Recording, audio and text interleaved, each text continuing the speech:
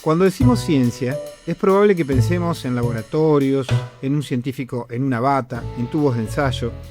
Es un poco la imagen que nos viene de la investigación científica de cuando transitamos nuestra escolaridad a la escuela secundaria. Nunca pensamos en la ciencia en relación con las ciencias sociales.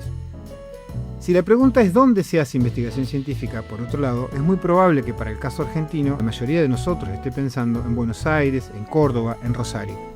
Sin embargo, la verdad es que el conocimiento científico se produce de muchas maneras y desde muchos lugares. De hecho, nuestra propia ciudad Santa Fe ocupa un lugar central en la producción científica de nuestro país. ¿Qué pasa entonces que no conocemos lo que se hace acá? Y más importante aún, que no sabemos quiénes hacen investigación científica en Santa Fe. Y esas dos preguntas son las que dieron origen a este podcast. En un momento además donde se discute sobre el financiamiento público de la ciencia, sobre la utilidad de la innovación y la investigación científica en nuestra sociedad, y sobre el rol que las instituciones científicas públicas y el Estado en particular deben ocupar en nuestra ciudad, sumamos una tercera pregunta. ¿A qué necesidades sociales da respuesta la investigación científica en Santa Fe? Con Ciencia Viva vamos a tratar de responder a estos problemas conversando con referentes de la investigación santafesina que trabajan en distintas instituciones ubicadas en la ciudad. Bueno, soy socióloga, estudié en la Universidad Nacional del Litoral, soy hija de docentes secundarios, de la escuela pública, toda también mi trayectoria la hice en la educación pública, y cuando me recibí de socióloga, a través de una beca del CONICET para mi formación doctoral, hice un doctorado en estudios sociales agrarios en la Universidad de Córdoba. Y bueno, a lo largo de estos años me dediqué a la investigación, a la extensión y a la docencia.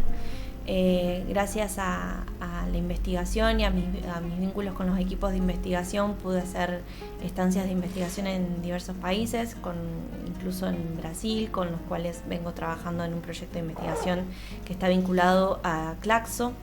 Así que, bueno, y desarrollo mis temas de investigación principalmente vinculados a los pueblos indígenas y campesinos. Sobre todo me interesan sus prácticas políticas, su organización para la producción agropecuaria y también las políticas públicas que se desarrollan para ese sector de la población. ¿Qué te acercó a tu tema de estudio? En realidad, durante toda mi carrera de sociología estuve como bastante atenta a las problemáticas de los sectores más vulnerables en términos sociales y económicos. Siempre, tuve afinidad, política por esos sectores y siempre traté de que mi carrera y mis trabajos en el trayecto de la carrera estén direccionados a eso.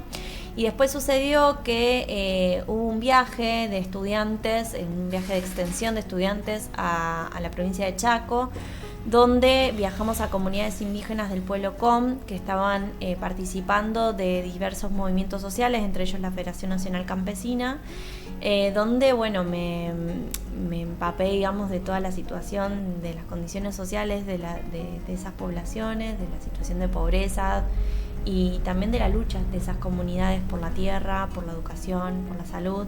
Y cuando volví a ese viaje estaba como muy dispuesta a seguir trabajando en esa línea y empecé en ese momento a buscar quién de la universidad podía ayudarme, acompañarme en ese trayecto, y terminé haciendo mi tesina de grado sobre las prácticas políticas de la Unión Campesina de Chaco, que en ese momento estaban con una gran lucha por la defensa de la tierra. ¿En qué temas estás trabajando hoy?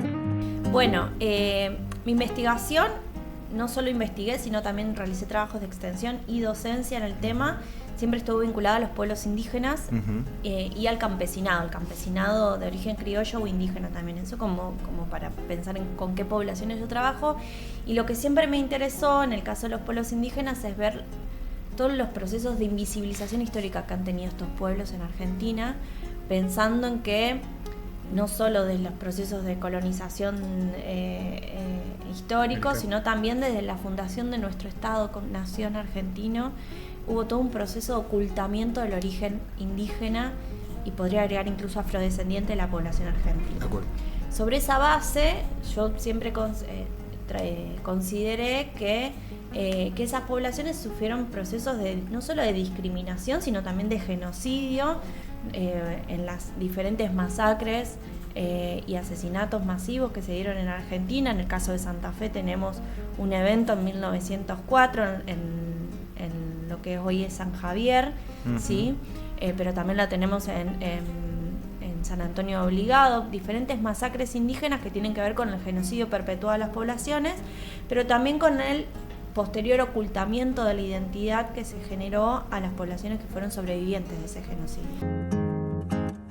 ¿Qué particularidades tuvo Santa Fe?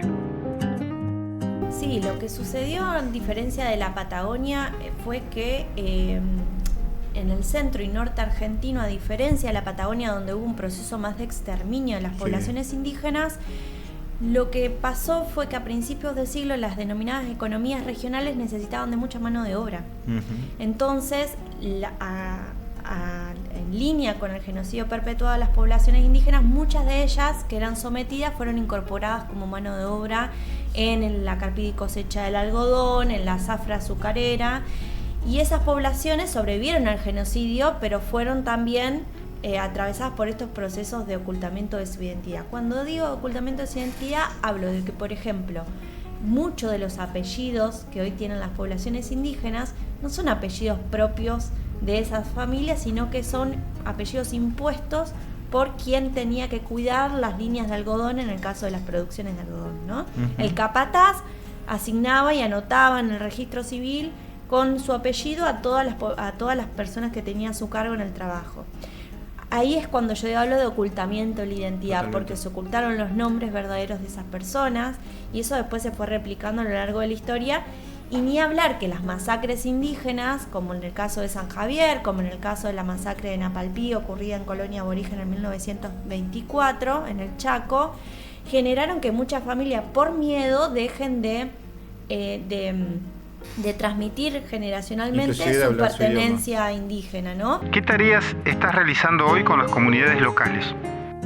Bueno, se abrió la posibilidad a partir de un proyecto de extensión que empezar a trabajar con las comunidades mocovíes de San Javier y ahora actualmente con la comunidad Com de Las Lomas, que son diferentes pueblos indígenas que tenemos en la provincia de Santa Fe.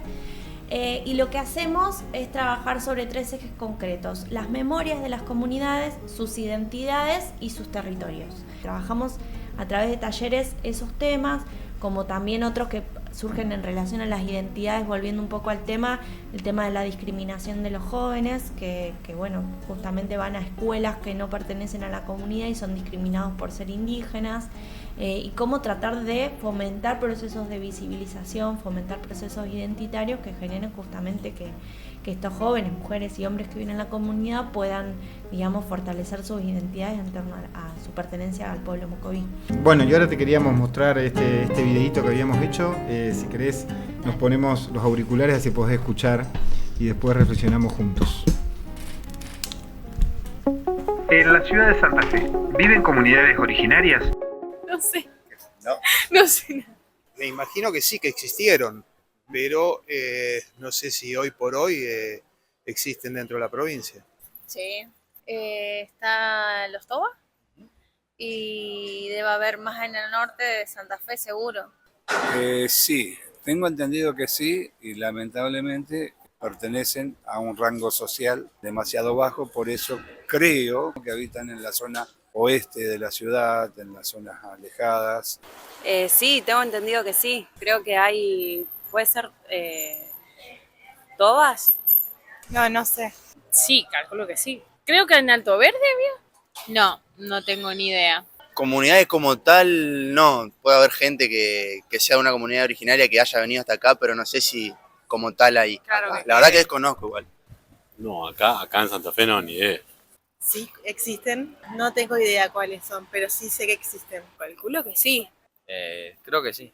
En los pueblos, creo, ¿no? Sí, creo que sí. Digamos, no están muy a la vista porque como toda la vida ha pasado, están reducidas y no son visibles, no tienen sus derechos. Creo que la comunidad QOM, y en este momento no me acuerdo qué otras, pero hay un par de comunidades propias de nuestra región.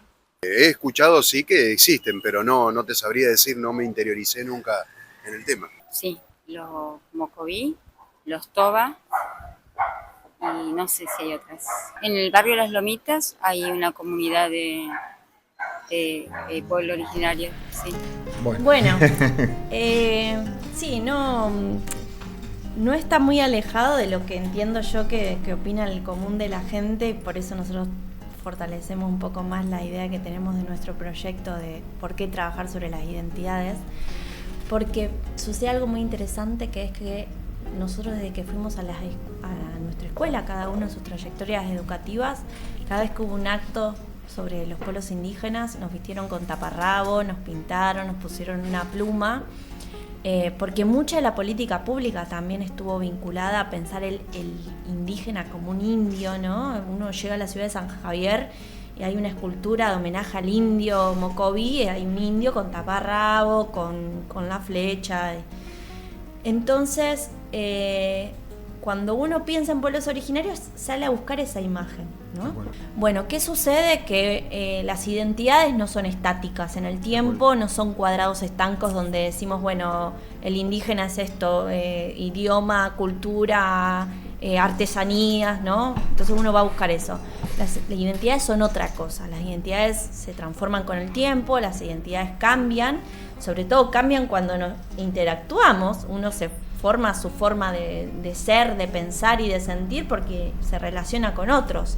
Entonces los pueblos originarios hoy en Argentina podemos decir que son diversos y podemos encontrar pueblos originarios que prácticamente ya no hablan su idioma ancestral porque lo perdieron por múltiples razones.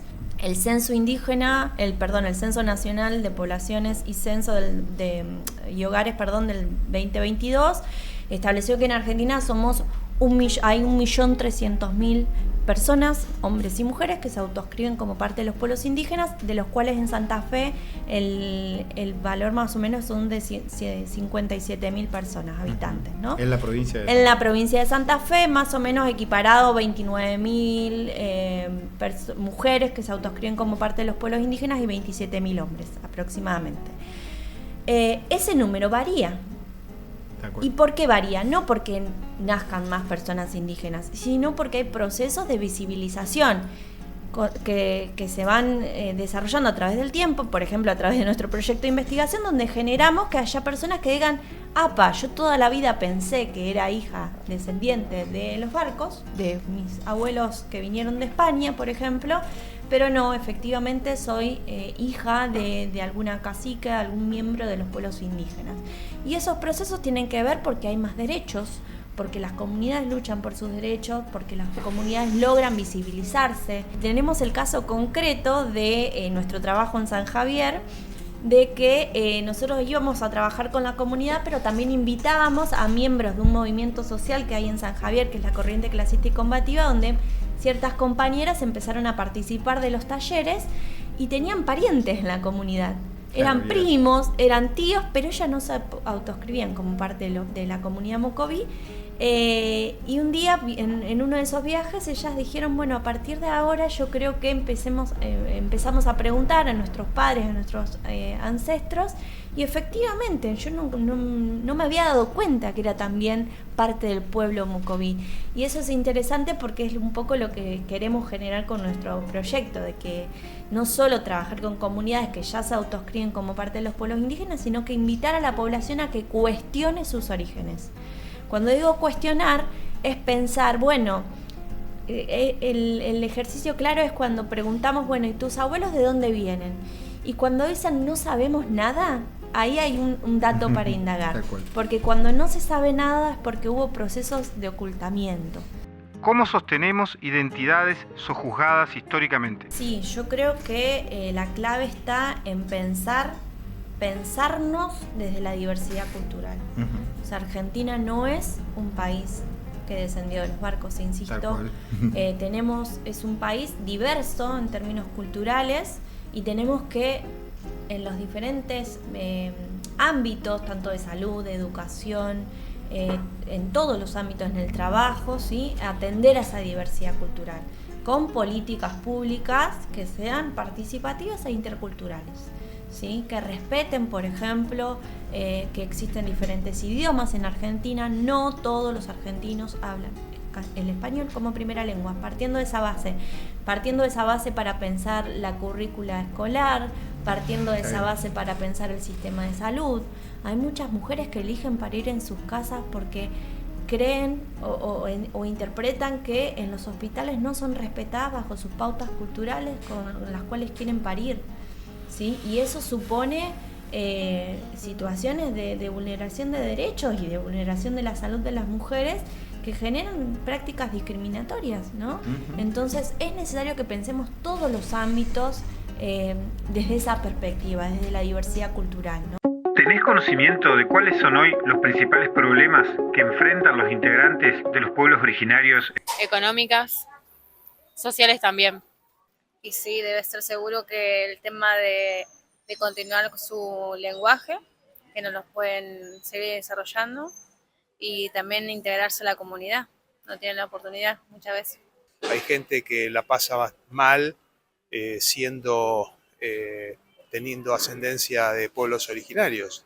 También te puede suceder teniendo ascendencia europea. No debería haber diferencias, o sea, te van bien o mal, pero no debería haber diferencias entre uno que tenga origen europeo o otro que tenga ascendencia de pueblos originarios. No sé si está bien lo que voy a responder, pero en lo económico. Y supongo que vivienda, agua, lo básico, digamos. Respecto a la institución argentina, el tema burocrático por ahí de esperar para hacer determinado trámite, yo creo que son las personas que más respetan eso, porque por ahí la gente como nosotros tiene, no sé, alguna persona por ahí que le pueda facilitar un poco esos trámites, y la gente de los pueblos originarios es como que está un poco olvidada en ese aspecto, digamos, entonces por ahí son los que más se comen ese perno, digamos. Y seguramente educación, eso seguro, lo principal, seguramente que sí. Sí, el tema de los recursos naturales con los que disponen, que quizás son utilizados por el Estado y demás, y cada vez tienen menos posibilidades. También el acceso a la información, a sus derechos, pero más que nada el tema de los recursos.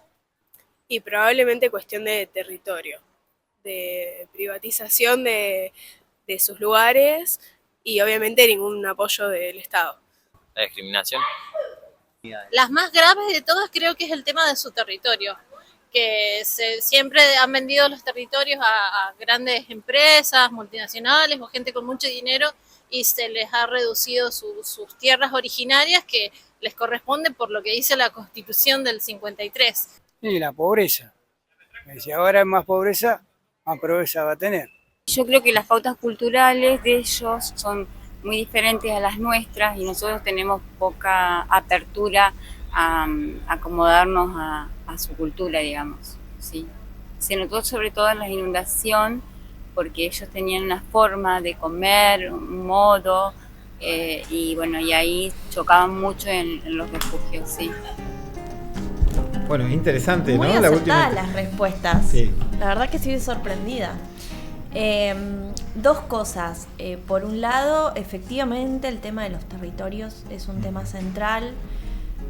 Cuando uno piensa en territorios, pensemos que, por ejemplo, en Santa Fe,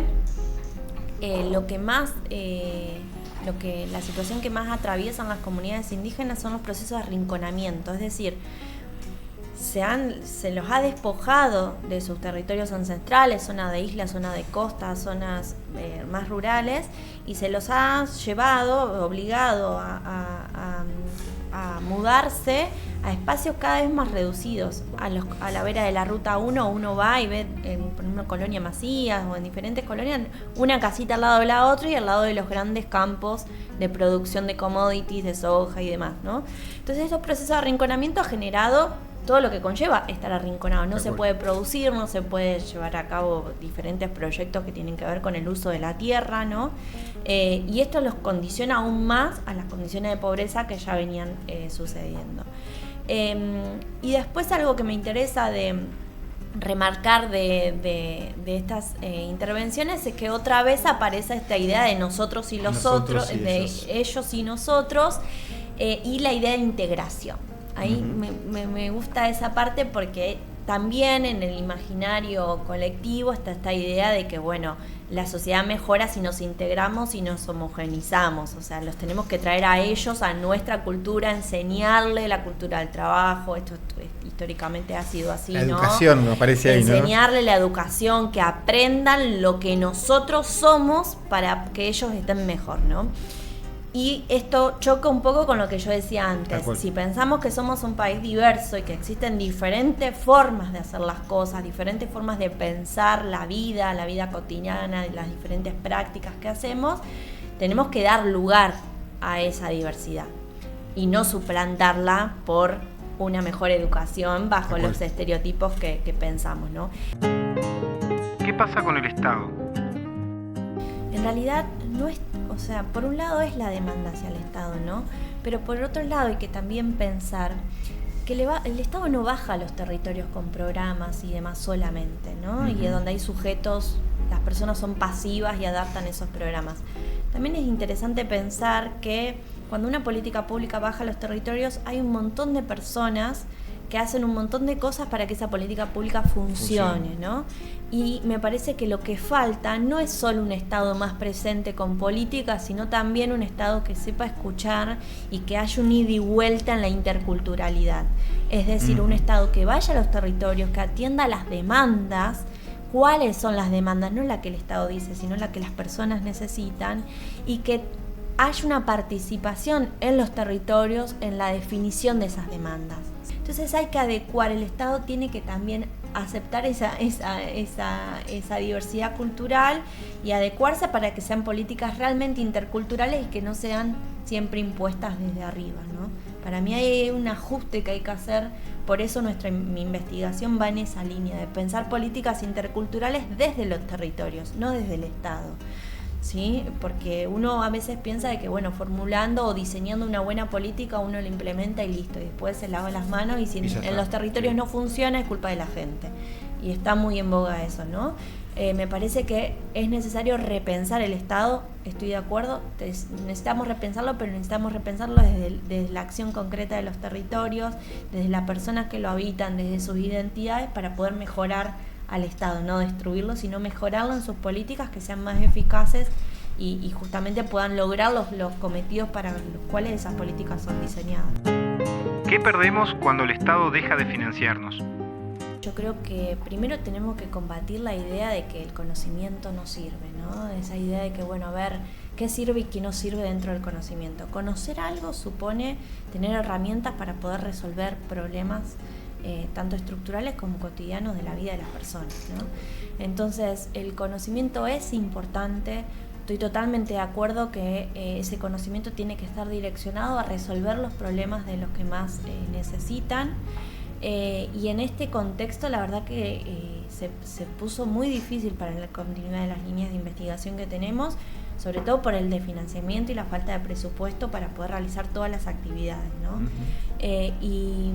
Pero yo creo que una vez más tenemos que defender, digamos, que lo que producimos es útil bajo esos términos, pero útil para que no para alimentar y resolver la vida cotidiana de la gente, es útil para pensarnos como humanidad, como bueno, hacia dónde queremos ir como sociedad, qué sociedades más inclusivas y equitativas podemos pensar, digamos, y todas estas políticas, y toda esta investigación que nosotros llevamos a cabo va en esa línea, ¿no? Cuando digo no hay que destruir el Estado, tenemos que repensar otro Estado, un Estado que sea eficaz en lo que hace. Bueno, nosotros acá como investigadores somos quienes trabajamos todos los días pensando eso, ¿no? Pensando no desde un escritorio y una computadora trabajando y leyendo, sino en los territorios, pensando con la gente, diagramando políticas públicas que sean más eficaces. Y para eso necesitamos que el Estado nos avale nuestra investigación y contribuya al desarrollo de eso, ¿no? Las cosas no surgen del aire, ni uno va a la escuela y el libro que le dan para estudiar no lo hizo la inteligencia artificial, lo hicieron personas que están investigando y trabajando en torno a eso. Bueno, me parece que ahí está la clave. Estamos en una situación de financiamiento donde creo que no hubo antes. En los últimos al menos 40 años no hubo un desfinanciamiento total para la ciencia y la tecnología. Creo que estamos en el 0,14 del PBI, donde en los países similares a Argentina el Estado destina más del 1%. Y no estamos hablando de grandes porcentajes dentro del PBI, incluso eso, ¿no? Estamos muy por debajo. Y me parece que es necesario apostar a eso. Es necesario apostar para pensarnos como sociedad a largo plazo, ¿no? Bueno, Juli, muchísimas gracias por participar de este podcast. Te agradecemos tus respuestas, el tiempo y la reflexión colectiva que pudimos desarrollar en este tiempito. Muchas gracias. Muchas gracias a ustedes.